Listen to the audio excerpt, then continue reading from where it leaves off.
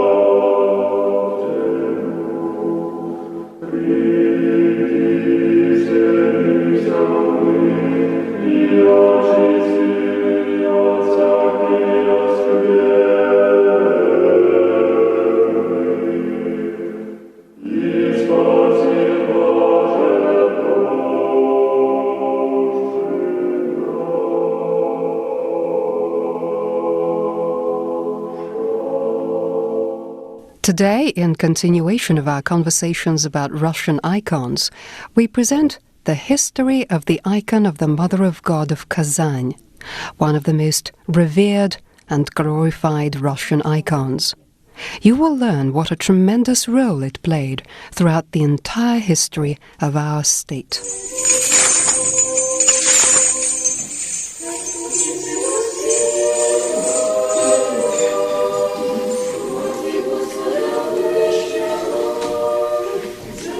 You're listening to an excerpt from the festive liturgy conducted on the day of the icon of the Mother of God of Kazan at St. Ambrose Convent in Shamardina village. This icon is believed to be the patron of the convent, situated approximately 200 kilometers to the southwest of Moscow. The chorus of nuns sings the Troparion in honor of the icon of the Mother of God of Kazan.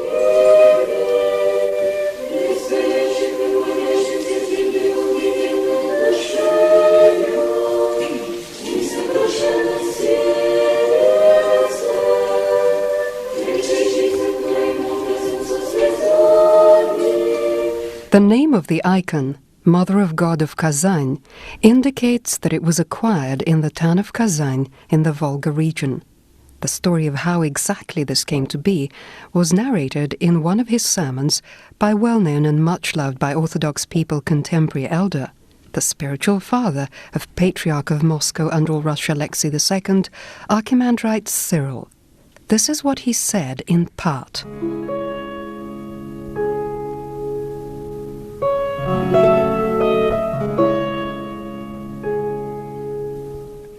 In the second half of the 16th century, a vast part of the territory of the Kazan Tatars was integrated into Russia.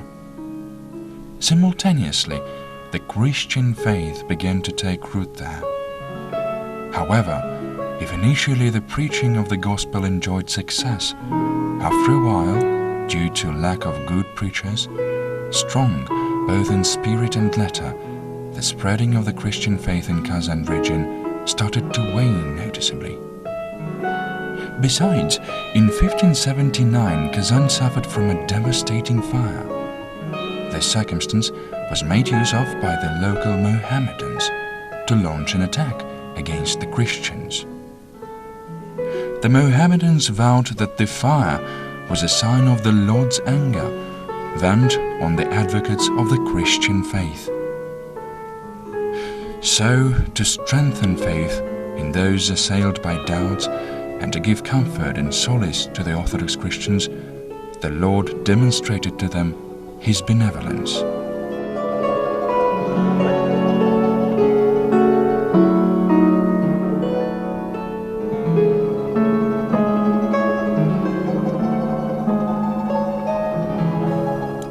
Not far from the place where the fire began, there stood the house of one of the Streltsy guards. This dwelling was also demolished in the flames.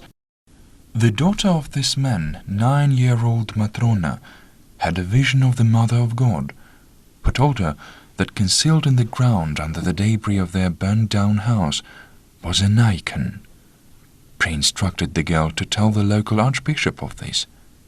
The girl narrated her wondrous dream to her mother, who didn't believe her.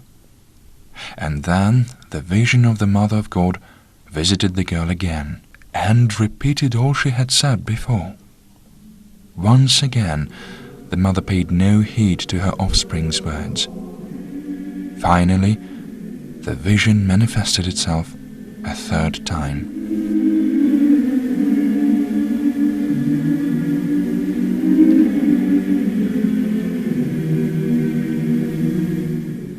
The girl saw the icon of the Mother of God, with fiery rays emanating from it. At the same time, a formidable voice was heard, saying, "If you do not convey my words, I shall appear elsewhere, while you shall perish."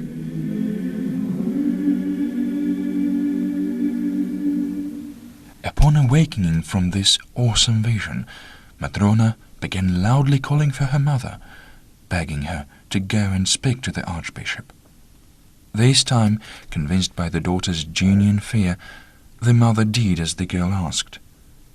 Together they went to the voivodes and the Archbishop Jeremiah. However, none of the men gave credit to their words. So, then the mother began digging the ground in the place the Mother of God had indicated. Many other people soon joined her. However, all their efforts were in vain. Then the girl Matrona herself picked up the spade. The moment she started digging the ground, she unearthed the precious image, radiating with a wondrous light.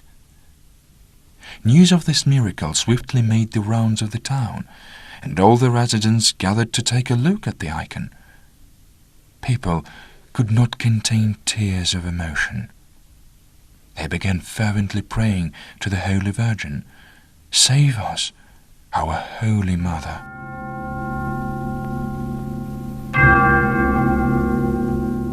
From the very moment of its emergence, the icon began to demonstrate its miraculous powers. As it was transferred to the town cathedral, a man by the name of Joseph, who had been blind for 3 years, was cured. Already inside the cathedral, yet another blind man, Nikita, likewise reacquired vision. From then on, the icon began to efface miraculous currents, and proving particularly efficacious in treating people with eye disorders.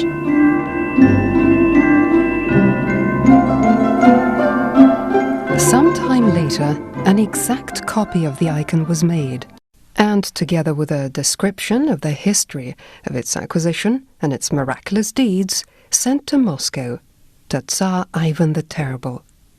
Upon receiving this gift, the Tsar ordered that a church to the Holy Virgin be built in Kazan and a convent founded. For this purpose, he set aside an impressive sum from his royal coffers. The first Mother Superior of the convent was the same Matrona, through whom the people had acquired the icon of the Holy Mother of God of Kazan.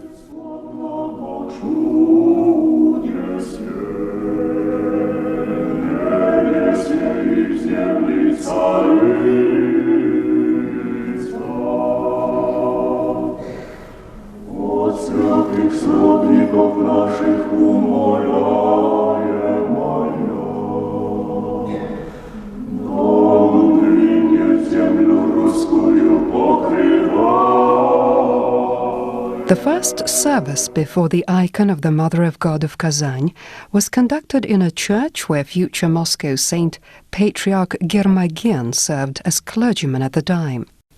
A direct participant and witness of the acquisition of the holy relic, in 1594 he wrote a narrative under the title Tales of the Miracles and Wondrous Appearance of the Image of the Holy Mother of God in Kazan.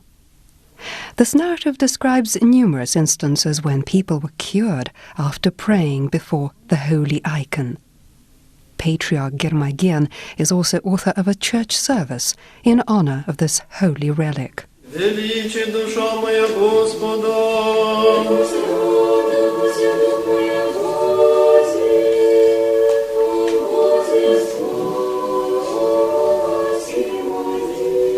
Up until 1612, the icon of the Mother of God of Kazan was locally venerated. However, the year 1612 marked the beginning of its nationwide veneration, during our homeland's struggle against the invasion of the Poles. At the time, through her icon image, the Holy Mother of God interceded on Russia's behalf and saved it from annihilation. From Kazan, a special copy of the icon of the Mother of God was sent to the troops under the command of Prince Dmitry Pozharsky.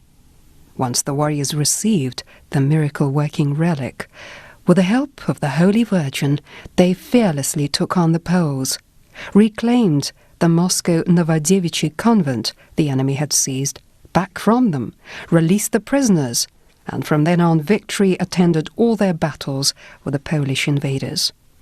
Alas, Patriarch Germagian, author of the tale of the icon of the Mother of God of Kazan, fell victim to this struggle. The Poles, who had seized him prisoner, starved him to death for his refusal to collaborate.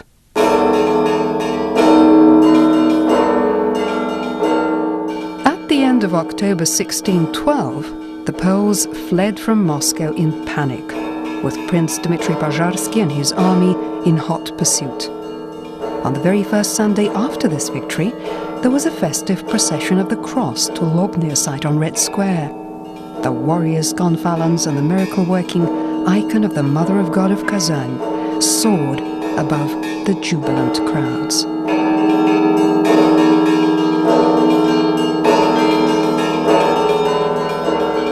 While emerging from the Kremlin towards Prince Dmitry Pozharsky and his army was another cross-bearing procession, where the Archbishop Arseny carried the principal Moscow holy relic, the icon of the Mother of God of Vladimir, which he managed to safeguard even while imprisoned by the Poles.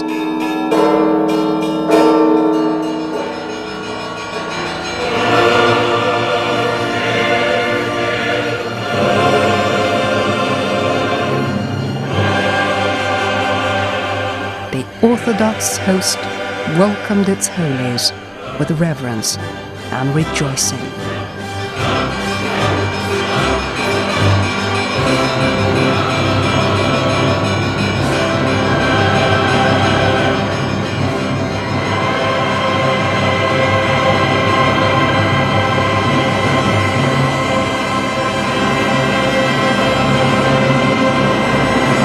The icons of the Mother of God of Kazan and the Mother of God of Vladimir were solemnly accompanied to the Assumption Cathedral of the Moscow Kremlin, where a grateful service to the Saviour and his most pure and holy Mother was conducted. Since then, on October 22nd Old Style, November 4th New Style, all Orthodox Russia marks the memory of the icon of the Mother of God of Kazan.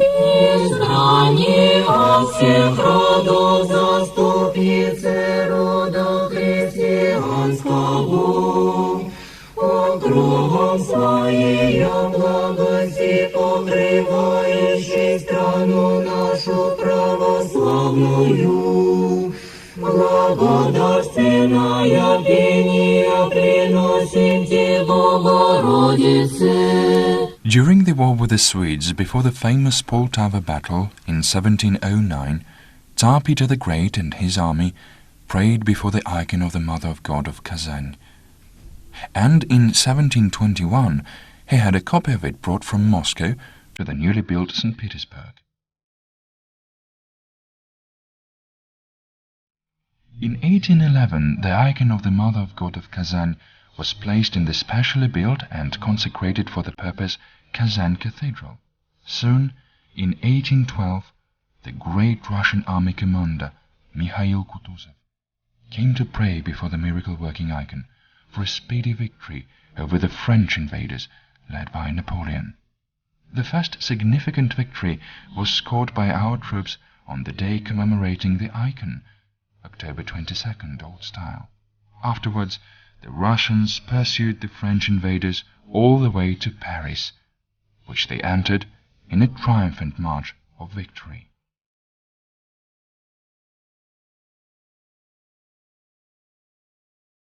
In the other terrible war, the great patriotic war of our people against Hitler's fascist invaders in 1941-1945, the Holy Virgin helped us through its icon of the Mother of God of Kazan.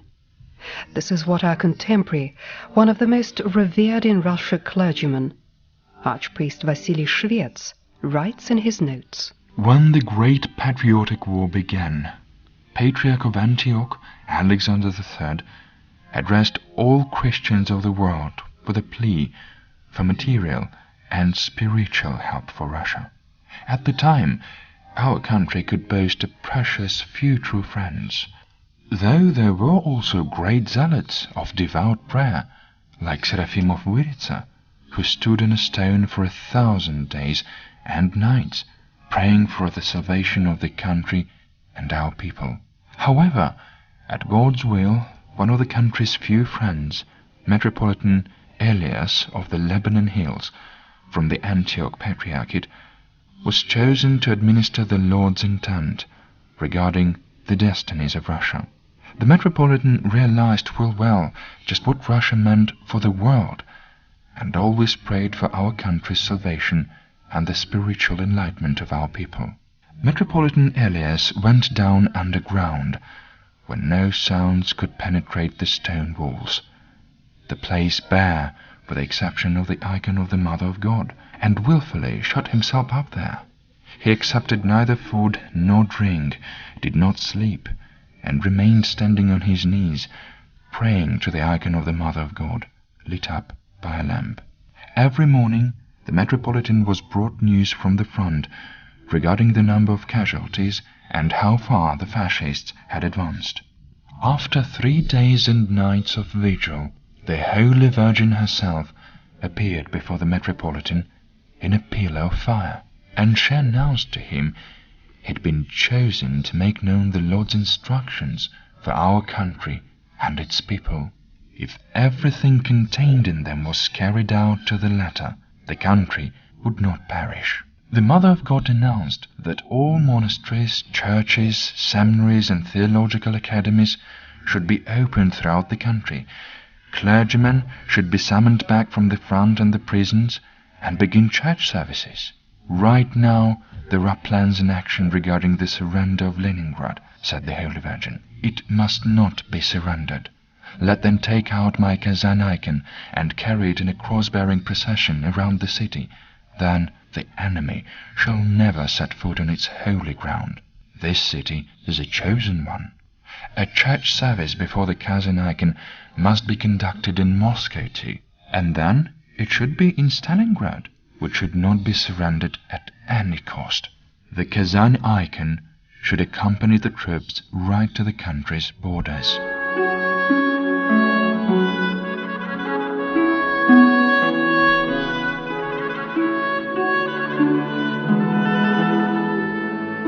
Metropolitan Elias made contact with representatives of the Russian Orthodox Church, the secular government of the country, and passed on to them the Lord's decree. The archives still contain the various telegrams and letters that Metropolitan Elias sent to Moscow. Joseph Stalin summoned head of the Russian Orthodox Church, Metropolitan Sergiy Stragorodsky, and Metropolitan of Leningrad, Alexi Simansky, and promised them that everything Metropolitan Elias of the Lebanon Hills had conveyed would be fulfilled. Stalin could see no other way of saving the situation. Everything happened just as it was predicted.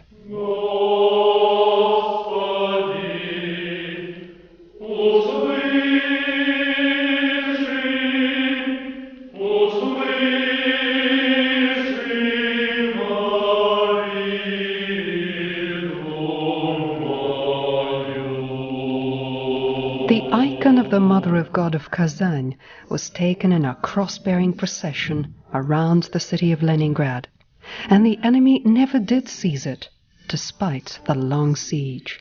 Moscow was saved similarly, and this was a miracle, for the Germans were within 30 kilometers from the Kremlin.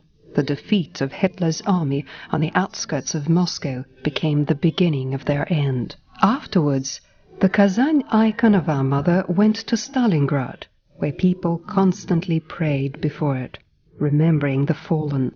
The icon stood among our forces on the right bank of the Volga, and the fascists couldn't cross the river no matter how hard they tried. The famous Battle of Stalingrad began with prayers before the icon of the Kazan Mother of God, and only after these prayers was a signal given to our forces to launch an offensive. The icon was brought to the most difficult sections of the front line, where the situation was critical and where an offensive was being planned. The soldiers were sprinkled with holy water, and they responded with sincere joy.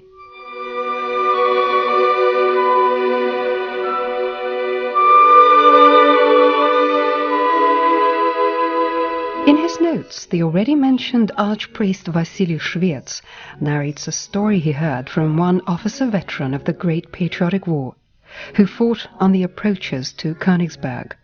The following events amazed him. This happened during the storming of Königsberg in 1944. Our troops were totally exhausted, while the Germans, on the other hand, were still a force to be reckoned with. We were suffering huge losses, and a terrible defeat seemed imminent. Suddenly, we saw the commander of the front arrive, accompanied by a clergyman carrying an icon. This was the icon of the Mother of God of Kazan. The clergyman said prayers and headed with the icon straight for the front line. We watched them bewildered.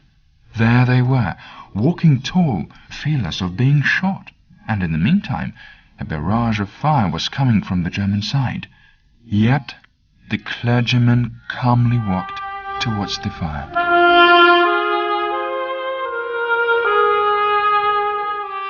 Suddenly, the firing from the German side ceased, as if cut short. Then our command gave the signal to begin the storming of Königsberg, from land and from sea. The Germans surrendered by the thousands. Afterwards, the prisoners said that right before our assault, the Madonna appeared in the sky. That is how they referred to the Mother of God. It was visible to the entire German army, and absolutely everyone's weapons failed. They could not fire a single shot. In 1947, Stalin made good on his promise and invited Metropolitan Elias of the Lebanon Hills to Russia. He was accorded a gracious welcome. Profoundly moved, the latter said, "It gives me great pleasure to witness the revival of the Orthodox faith in Holy Rus, and see that the Lord and the Mother of God haven't forsaken your country, but rather the opposite, have displayed particular benevolence towards it." The Metropolitan was sent off with precious gifts, a copy of the icon of the Mother of God of Kazan, a cross, and a small chest icon of the Mother of God, encased in precious stones from all regions of our country. Thus the entire country contributed to a gift made by the most skilled of jewelers.